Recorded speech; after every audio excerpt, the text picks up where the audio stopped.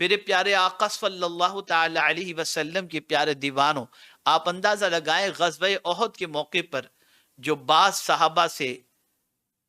ایک لغزش ہو گئی تھی، جس کی وجہ سے جنگ فتح کی بجائے شکست میں تبدیل ہوتی ہوئی دکھائی دی، تو آپ جانتے ہیں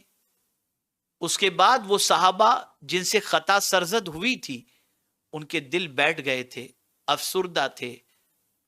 انہوں نے اللہ عز و جل کی بارگاہ میں پیغمبر رحمت صلی اللہ علیہ وسلم کی بارگاہ کے اندر معافی بھی مانگی،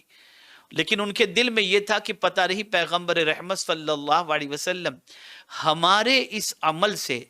سرکار صلی اللہ علیہ وسلم ناراض تو ہوئے تھے، لیکن اب سرکار نے ہمیں معاف کیا یا نہیں کیا یہ ہم کیسے جان سکیں؟ پیغمبر رحمت صلی اللہ تعالی علیہ وسلم تو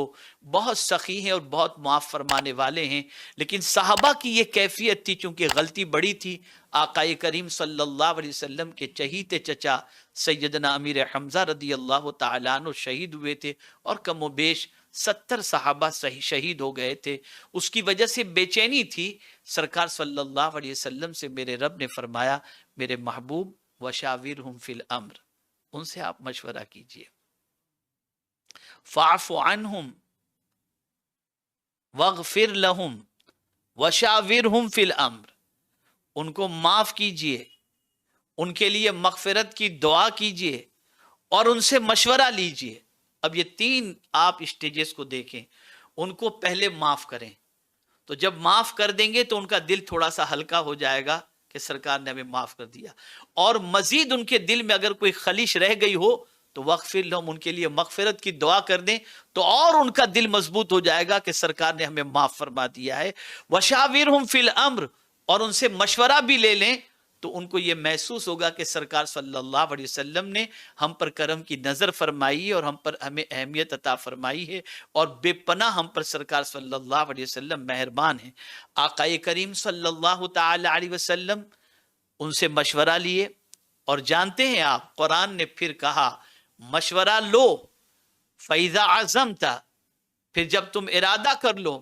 تو میرے محبوب مشورہ لینے والوں پر بھروسہ نہ کرنا، وَتَوَكَّلْ عَلَى اللَّهِ، پھر اللہ پر بھروسہ کرو. فَإِذَا عَزَمْتَ فَتَوَكَّلْ عَلَى اللَّهِ، جب تم ارادہ کر لو تو ارادہ جو ہوتا ہے وہ پہلے مشورے کیے جاتے ہیں، پازیٹیو نیگیٹو سب سوچا جاتا ہے، اور جب سارے پہلو پر توجہ دینے کے بعد جب کسی چیز کا ارادہ کر لیا جائے تو نبی کی شان یہ ہوتی ہے کہ جب وہ کسی چیز کا ارادہ کر لیں تو پھر اس ارادے کے بعد وہ اپنے رب پر بھروسہ کرتے ہوئے اس ارادے کی تکمیل کی طرف اپنے قدم کو بڑھاتے ہیں. تو قرآن نے کہا فَإِذَا عَزَمْتَ فَتَوَكَّلْ عَلَى اللَّهِ، لیکن اس سے پہلے وَشَاوِرْهُمْ فرمایا. اس سے یہ بات سمجھ میں آتی ہے کہ جب بھی کوئی کام کرو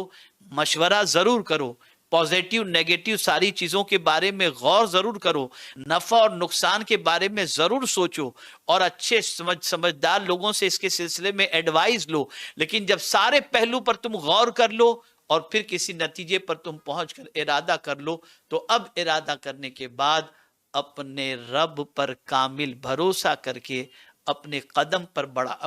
کو بڑھاؤ. اور جب تم قدم کو بڑھاؤ گے تو قرآن کہتا ہے وَمَن يَتَوَكَّلْ عَلَى اللَّهِ فَهُوَ حَسْبُهُ، پھر جو اللہ پر بھروسہ کر لیتا ہے اللہ اس کے لیے کافی ہے.